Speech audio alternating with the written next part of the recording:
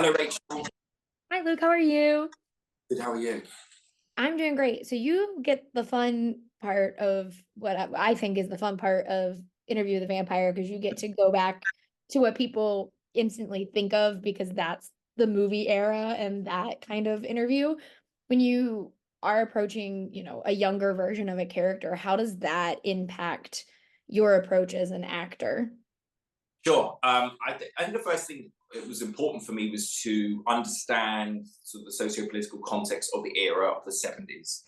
I'm very lucky in the fact that I love a lot of culture from the 70s. I grew up listening to 70s music. I love 70s film. So it was just kind of understanding. Obviously, Daniel's very much on the beat and is aware of what's going on, especially during like a counterculture time, sort of like at the end of Vietnam and post Watergate. He's a journalist, of course, so he's very much attuned to everything. So that very much informed like the character, but also it was stuff like Eric and I in the first season had lots of chats and gone on walks in New Orleans and just talking to him and understanding what the 70s was like for him and his own personal experiences.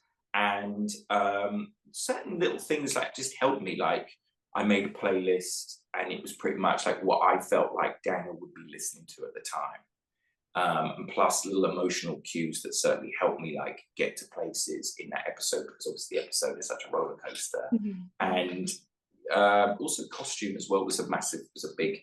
I went in to see Carol, and I had a very specific idea of what I wanted to look like, and and obviously my hair and everything, and that also for me has always helped me get to character. The outside in. So I think putting all those things together. Plus, I'd also seen Talk Radio with Eric the year before, so I was aware of what younger Eric was like, but also wanted to base Daniel a little differently as well. So, I think all of those things together made the hot pot, melting pot that is young Malloy. Yeah, well, now I need to ask because I studied Meisner and I used to make playlists for all of the characters I would do just because I'm very musically inclined. So was there a specific song that you listened to more often on that playlist, or was it just the playlist as a whole? That's a great question. So for different moments. So for example, in before the rest Armand scene at the Mhm. end, two songs really stick out. One is uh, The Falconer by Nico, Mhm. which I think from the Marble Index, I think. Sorry, not Falconer, Janitor of Lunacy. Okay. The Janitor of Lunacy was a big deal because it very much like I find it very isolating. And we listened to music that day, like usually we're quite jovial and talking, whatever. That day specifically, we didn't say a word to each other. We barely looked at each other. Assad was listening to music. I think he was listening to classical. I was listening to a concoction of Nico and Jeff Buckley's Grace. I wanted to feel isolated. Mhm. And so that certainly sticks out in my mind. The more jovial stuff at the time, at the start, I was listening a lot to like Hunky Dory by Bowie, and a lot to the New York Dolls, Mhm. Personality Crisis, Trash. They really stick out in my mind.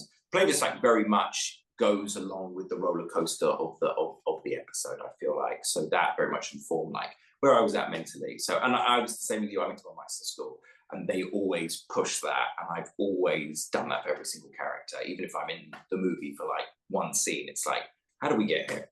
Yeah. When I I mean you have I assume this is less of a stress on you because it's more of a stress on Eric that he has to have this pre-established relationship with Louis and Armand, but your Daniel, this is like that first instance of it. Did you have any conversations, especially with Jacob, about what it was like getting like what that relationship was back at this point so that it helped both Jacob and then whatever Eric was doing with the older Daniel storyline?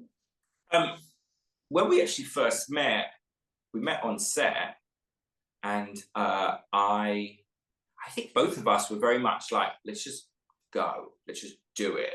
We've never really met before, Mhm. and the funny thing is I worked out my Daniel voice, which was a machination of younger Eric from Talk Radio, Midwest, because I knew that Eric was from somewhere there, and Lou Reed. Lou Reed is a Mm. big part of Eric and my interpretation of Daniel Malloy in two different ways, which we can discuss in a minute. But the funny thing is, so I came to set and I had an American accent, and that was it. I met Assad, I met Jacob, I had the voice on, that was it.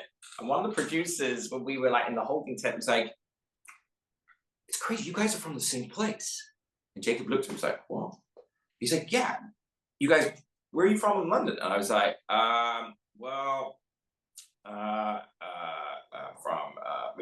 I was like, "I'm from West London." And he was shocked. And halfway between the takes, I was like, "Sorry, I've got to like keep doing the voice because that's how I sort of stay in it, really." And he was like, "What the hell's going on here?" I didn't even realize it. So it was really funny. I was lying to him and Assad from the start. They both had no clue whatsoever.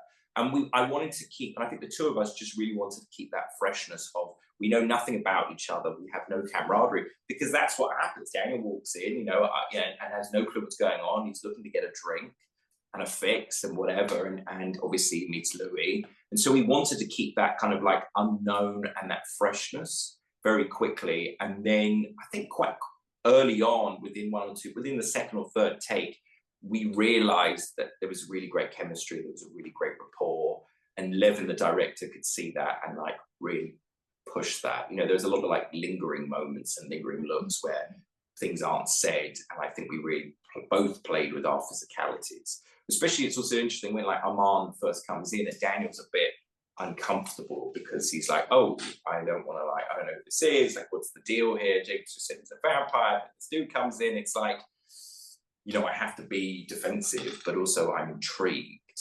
So yeah, that was kind of where we were at. Yeah, and you mentioned you and Eric both kind of looked to Lou Reed, but you get to play a journalist that isn't, burdened by the past of almost dying by a vampire quite yet. And were there any other inspirations that you kind of pulled from outside of Lou Reed and like the music you were listening to? It's interesting. I'd read at school, I'd done a course in Gothic literature, which is where I first read Interview with the Vampire.